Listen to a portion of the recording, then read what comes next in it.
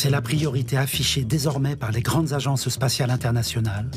Chercher dans le système solaire si, au-delà de la Terre, un autre astre accueille des formes de vie ou les a accueillies dans le passé. En moins d'un demi-siècle, l'humanité a accompli un véritable prodige, explorer le système solaire entier.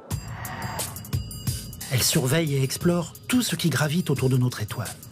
Planètes, lunes, astéroïdes ou comètes, partout des satellites tournent autour de ces corps célestes et même s'y posent et s'y déplacent. Désormais, notre espèce n'est plus terrestre. On peut dire qu'elle est stellaire. Mais si l'humanité a conquis le système solaire, elle n'a pas réussi à lever le plus grand des mystères. Y a-t-il de la vie ailleurs que sur la Terre? Depuis une trentaine d'années, la NASA recherche des traces de vie martienne, passées ou présentes, en vain.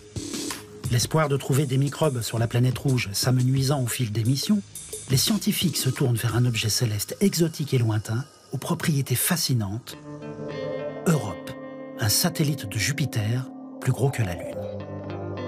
Europe est recouvert d'une véritable banquise, et sous sa glace, un océan salé, comme sur Terre, mais 10 fois plus profond.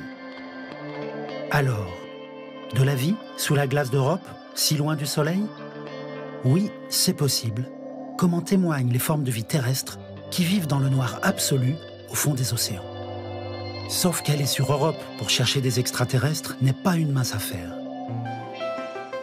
Jupiter a été visité 6 fois ces dernières décennies. D'abord croisé par les 2 sondes pionnières dans les années 1970, puis par les sondes voyageurs dans les années 80 et par la sonde Cassini en l'an 2000. Europe, de son côté, a été scannée sous toutes les coutures 7 ans durant par la sonde Galileo entre 1995 et 2002. Elle a révélé sa surface de glace chaotique, perpétuellement remodelée par l'océan sous-jacent. Aujourd'hui, les scientifiques veulent aborder Europe et répondre enfin à la lancinante question « Qu'y a-t-il sous sa banquise ?» L'Agence spatiale européenne et la NASA développent chacune de leur côté une mission. Les Européens vont envoyer la sonde JUICE en 2022. Elle étudiera en particulier les traces d'activité glaciaire les plus récentes à la surface d'Europe.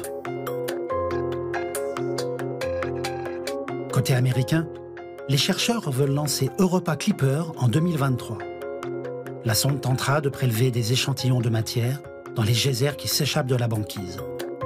Dans cette eau venant des profondeurs, le satellite essaiera de trouver les composants de la vie.